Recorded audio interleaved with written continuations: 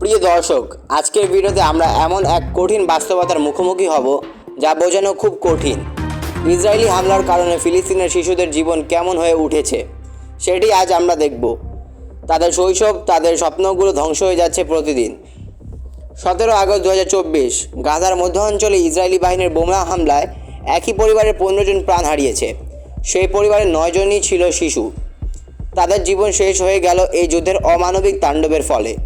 কি অপরাধ ছিল এই শিশুদের? তাদের সামনে তো জীবন ছিল, স্বপ্ন ছিল, কিন্তু সেই সব কিছুই মুহূর্তেই শেষ হয়ে গেল। কল্পনা করুন, এক মুহূর্তের মধ্যে পুরো একটি পরিবার ধ্বংস হয়ে গেল।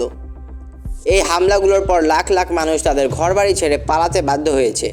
ফিলিস্তিনিদের মধ্যাঞ্চল, বিশেষ করে মাগাজি এবং নুসাইরাত ক্যাম্পে একের পর এক ইসরায়েলি বোমা হামলায় সাধারণ মানুষ তাদের ঘর হারাচ্ছেন। গাজার প্রতিটি কোনায় এখন ধ্বংসের চিহ্ন। ইসরায়েলি হামলায় একই পরিবারের 15 জন সদস্যের জীবনের ইতি ঘটে। আজ ফিলিস্তিনে এই ধরনের হাজারো পরিবার তাদের আপনজনদের হারাচ্ছে। ছোট ছোট শিশুরা তাদের মা বাবাকে হারিয়ে অনাথ হয়ে যাচ্ছে। ইসরায়েলি বাহিনীর নতুন করে বাস্তুচ্যুতির আদেশের কারণে হাজারো পরিবার আবারও তাদের ঘর বাড়ি ছেড়ে পালাচ্ছেন। মাগাজি ক্যাম্পে ইসরায়েলি সেনাবাহিনীর বোমা হামলার পর আরও অনেক মানুষ তাদের জীবন বাঁচাতে নিরাপদ আশ্রয়ের খোঁজে ছুটছে।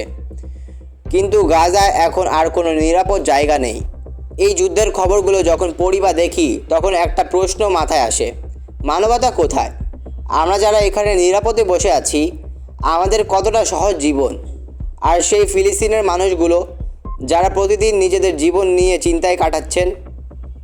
কেমন করে একটা শিশু বাঁচার স্বপ্ন দেখে যখন তার আকাশের প্রতিদিন বোমা ঝরছে? এখন একটা প্রশ্ন বারবার মাথায় আসে: এই মানবতার ফেরিওয়ালা আমেরিকা কি করছে? যে দেশটি নিজেকে সবসময় শান্তির দূত হিসেবে উপস্থাপন করে, তাদের ভূমিকা কি কেবল কথায় সীমাবদ্ধ? ফিলিস্তিনের মানুষগুলো প্রতিদিন বোমার নিচে মারা যাচ্ছে, আর আমেরিকা মধ্যস্থতাকারী হিসেবে নিজের অবস্থান ধরে রাখছে। কিন্তু বাস্তবে আমেরিকা এই যুদ্ধ বন্ধ করতে চায় না। যতদিন না ইসরায়েল নিজের স্বার্থ হাসিল করতে সক্ষম হবে না, ততদিন পর্যন্ত এই যুদ্ধ চলবে। আমেরিকা যদি চাইতো এই যুদ্ধে 3-4 দিনের মধ্যেই শেষ করে দিতে পারত, কিন্তু আমেরিকা এখনও সেটা চায় না। এমনকি আমেরিকা ইসরায়েলকে সমর্থন দিয়েছে বিধায় ইসরায়েল এই যুদ্ধ চালাতে পারছে, না হলে ইসরায়েলের নিজের কোনো সক্ষমতা নেই যুদ্ধ পরিচালনা করার।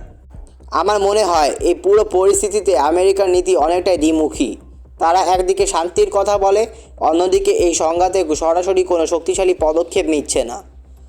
আমি নিজেও বরাবর ভাবি, এত বড় শক্তিধর দেশ যদি সত্যিই চায়, তাহলে কি এই যুদ্ধ থামাতে পারবে না?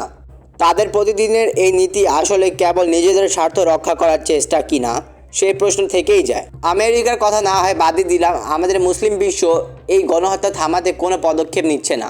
বিশেষ করে সৌদি আরবের মতো দেশ, তারা যদি চায় তাহলে এই যুদ্ধ 7 দিনের মধ্যেই শেষ করতে পারত। তারা যদি ঘোষণা দিত এই গণহত্যা রোধে তারা আন্তর্জাতিকভাবে তেল রপ্তানিতে নিষেধাজ্ঞা দিচ্ছে, তাহলে আমেরিকা সহ বিশ্বের নানা মোড়ল দেশ এই যুদ্ধ থামাতে ব্যাকুল হয়ে পড়তো। কিন্তু দুঃখের বিষয় হচ্ছে, কোনো মুসলিম দেশ এই যুদ্ধ থামাতে আগ্রহী নয়। তারা এই যুদ্ধের মাধ্যমে শুধু নিজেদের ফায়দা লুটতে চায়। আপনাদের যদি এই ভিডিওটি ভালো লেগে থাকে এবং যদি মনে করেন এই বার্তা আরও মানুষের কাছে পৌঁছানো উচিত, তবে অবশ্যই শেয়ার করুন এবং আমাদের চ্যানেল সাবস্ক্রাইব করুন।